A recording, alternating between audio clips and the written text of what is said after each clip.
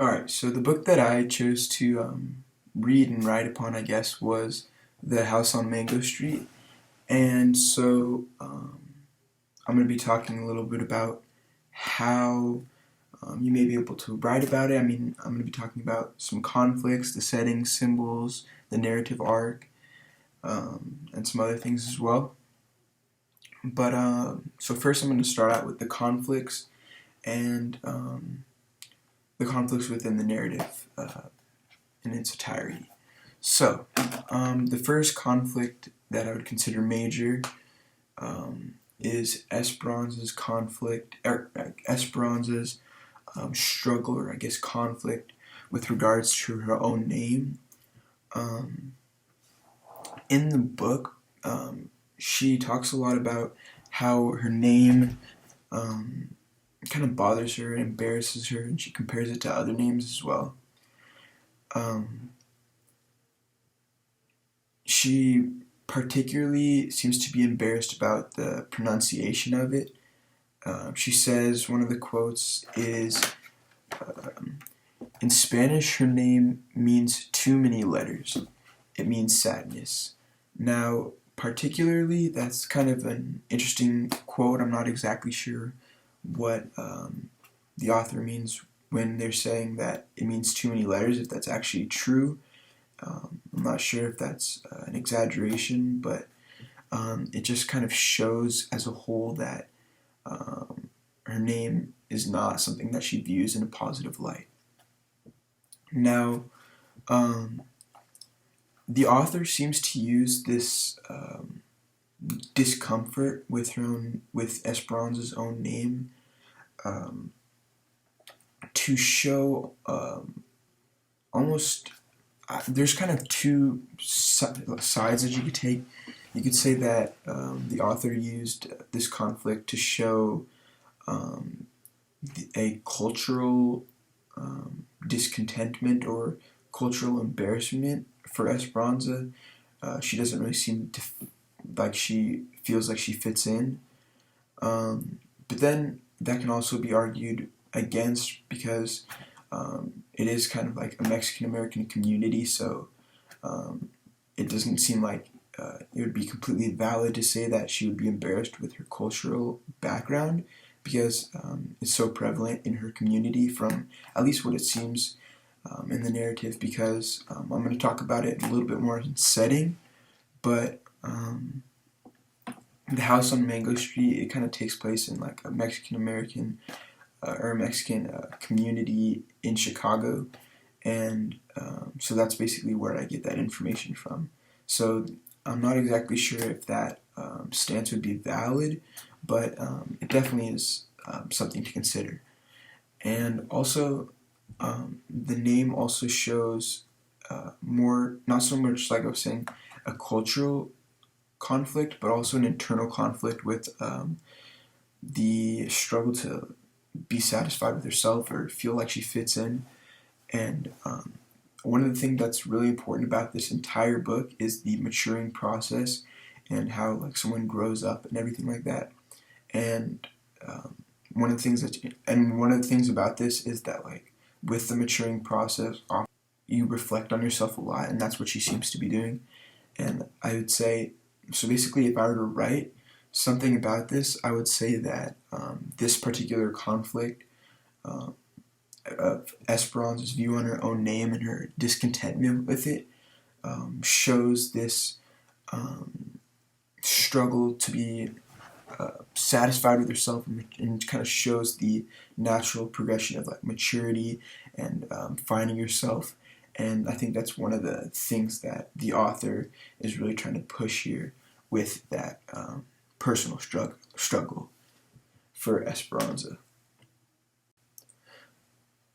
Another one of the significant conflicts within the narrative would be Esperanza versus her house on Mango Street.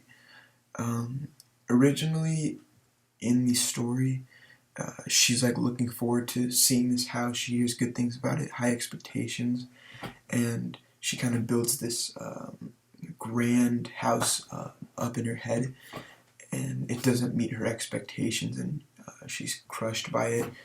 And this is kind of shown throughout the progression of the work, how she's kind of like also embarrassed by it. This kind of almost is similar to effect to her name and the embarrassment that is there. Um, the Mango Street house, like, it shows it can also be used to kind of show that maturity and like I guess self-reflection or self-consciousness that is associated with maturity, and how she's always worried about I guess other people's perception. But also with the house on Mango Street, um, there's some like scenes to back it up. There's one scene where a nun walks by, and I think I'm not sure the page number, but the nun, she acts surprised by the quality of the home, like it's super bad, and she says, "Is that your house?" and everything like that. And so, like I said, the sense of embarrassment is not only a representation of like the personal insecurity and personal struggle, but as in the grand scheme of things, it can be almost reflective of um, the bigger struggle of like the socioeconomic struggle with their family and the time period, I guess. And um, in a way, one of the things that's interesting about this is that it's told like we kind of see it through the eyes, not necessarily, but kind of see it through Esperanza's perspective, I guess.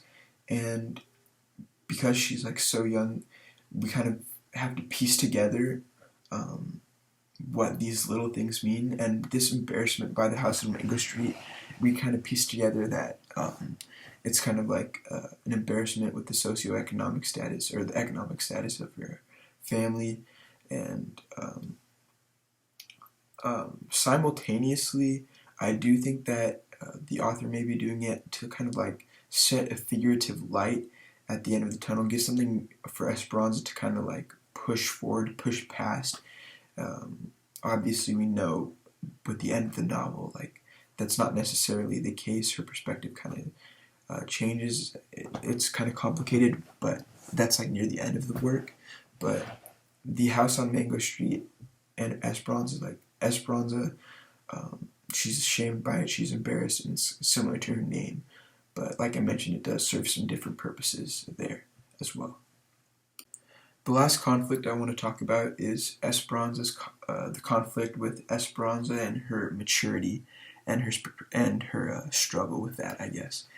And um, with this conflict, I guess it's kind of highlighted by a couple of specific symbols. So I'm going to keep this short and just really focus on the symbols in a little bit.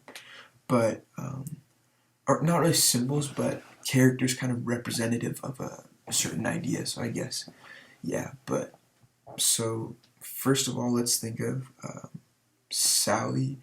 Or actually, we could talk first about her two childhood friends, Lucy and Rachel, and how they are kind of representative, not so much symbolic, but representative of um, kind of Esperanza's childhood and her youth and her fun times and her innocence, I guess.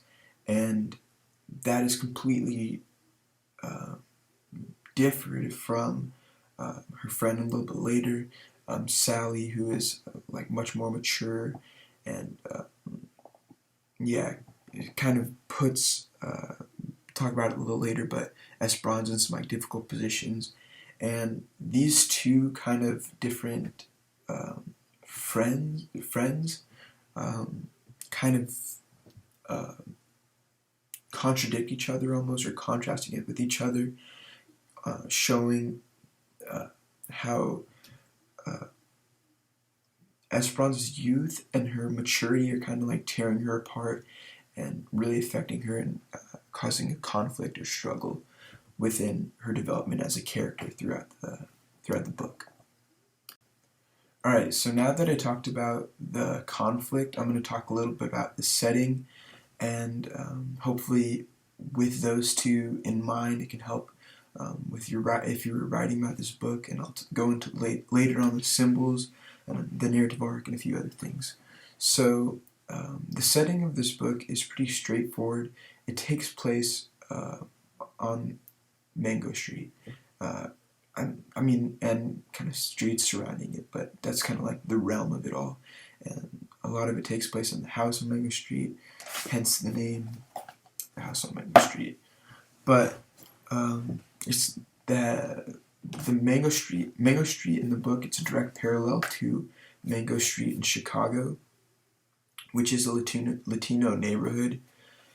And it seems that the author uses this low-income setting to kind of develop themes of financial insecurity, racial tensions, maybe racial tensions, I'm not sure, and develop Esperanza's unique point of view as a child and kind of her perspective with that. The setting is crucial because it immerses the readers in Esperanza's kind of Mexican life or Mexican American lifestyle, but it also shows the struggles of her family financially and life-wise, I guess.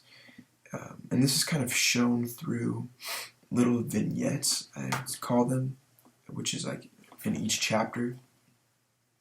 There are a couple other settings, but I think that Mango Street is like really the crucial one in that whole area. So basically, if I were to write about it, I would say that the setting is important to the work because it shows financial insecurities with Esperanza, or financial struggles with the family. It shows the importance, it kind of is shown through Esperanza's unique point of view as a child. So basically, like I said, I would just talk a lot about how the setting is crucial because it affects Esperanza, which kind of is our protagonist, our main character, and also it showcases the financial tensions within the work, especially with Esperanza and her family. Alright, so we talked about the setting, we talked about the conflict. I'm now going to be talking about the symbols, and in particular, I'm going to be talking about 3 symbols: the house, shoes, and a car in the scene that I'm going to talk a little bit about. I'm going to start out talking about the car and the shoes because I feel like we've talked a lot about the house already, and so I'll get to that a little bit later. But so we can talk about the car. There's this one scene in the chapter. If you have the book, it's the chapter Louis, his cousin, and his other cousin. And in this scene, Esperanza kind of witnesses, I guess, a car theft kind of scene going down, where there's this yellow car, and the car reference, I'm assuming you have read the chapter, but the car referenced, it's symbolic of in a way it's symbolic of the darker side of poverty that Esperanza doesn't really notice as much, or doesn't really seem to talk about as much, because the car, it kind of, when we think of a really fancy yellow car or something, it kind of symbolizes luxury and upper class, but in this particular scene, I would say it signifies something a little bit darker than that because it is stolen. It's symbolic of the problems with like a poor community, and how it's all fun and games through Esperanza's eyes until like something like this happens and it's actually real life and it actually affects someone. So like I said, when Esperanza talks about things, it's kind of like even though the book is not like directly alright, so basically what I'm trying to say, I'm sorry, is that because of Esperanza's like childish perspective, this car is especially symbolic of the darker sides of poverty because she doesn't directly address it, because she's not mature enough to directly address like her, like the poorness and everything within her family and within the community, I guess, that's there. she doesn't really truly grasp the situation, but I think that's one of the things that makes it way more interesting from a reader's standpoint, is that because she doesn't grasp it, it makes the card that much more important, that much more symbolic, because it's just that one piece that the reader gets to really understand the darker picture that Esperanza doesn't mention too much. So, so like I said, that's from the chapter Louis, his cousins, and his other cousins. Alright, so another scene that I'm going to be talking about is shoes. So I think there are a few scenes, but in the narrative, there's some scenes where the shoes play a huge role symbolically. There's one scene where Esperanza and her friends are going, they get this fancy new mature styled shoes, and then they find themselves in an awkward encounter with like some guys, or with a guy, I'm not, and I think these shoes are kind of also symbolic of the growing up, the maturity, and then the encounter with like another male individual kind of shows the conflict that kind of comes with the maturity, or I guess the awkwardness almost that comes with the maturity, and showing that shoes, although they seem super innocent and everything like that, they are in fact symbolic of Esperanza particularly growing up, and yeah, I think it's kind of interesting because from a reader standpoint, you kind of assume that at that age they just wear like comfortable shoes, and so the mature aspect is especially like heightened now that these are like more shoes for like appearance. And like I mentioned, I think that this is representative of the growth of Esperanza and her maturity, and yeah, so that's kind of multifaceted with the shoes, the guy who talks to them about the shoes, and so on and so forth. So the last symbol, I said I was going to hold this one off because I felt like we had already talked a lot about the house already, so I'm just going to keep it short. I said that the house is not only symbolic of the family's struggle, but it is also symbolic of Esperanza's insecurities. The house is beat up and old, kind of showing that they don't have the financial means to like keep it nice or anything like that. But so yeah, that's what I think it's symbolic of. Now, each of these symbols that I've talked about, they kind of can have different purposes, different uses in writings. So I guess kind of just take it what you will, take with it what you will, and each of them probably can be used for different problems in different situations, so just keep that in mind. So yeah. Alright, so I don't really want to regurgitate the themes that I've already mentioned, but I do want to clarify them and emphasize their importance. The first one that I kind of talked about in my handout was innocence and youth as a shield for the real world. Now, this is really relevant because, like I mentioned, of Esperanza's perspective and the whole idea of maturity and how she's super young, and how a lot of the big issues in life are kind of just reflected through her innocent, ignorant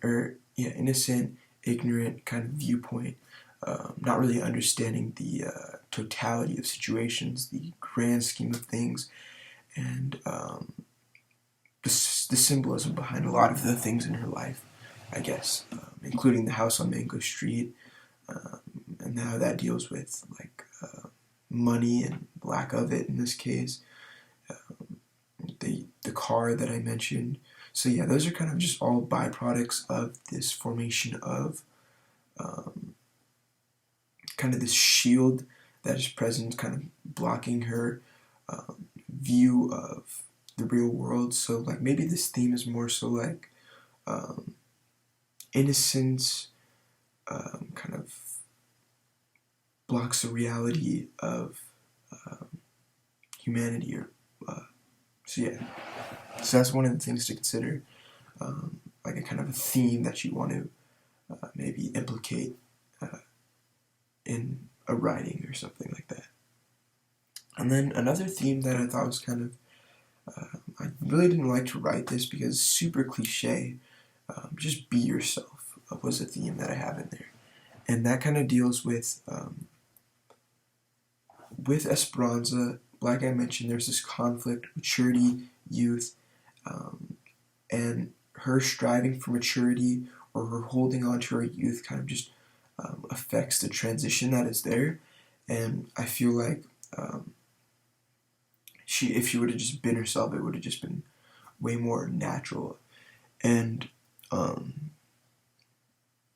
I guess this kind of goes along with her name also, and how she's embarrassed by it. She's embarrassed by her house, but it's way it doesn't benefit her at all, this embarrassment, but rather it kind of holds her back with a lot of things.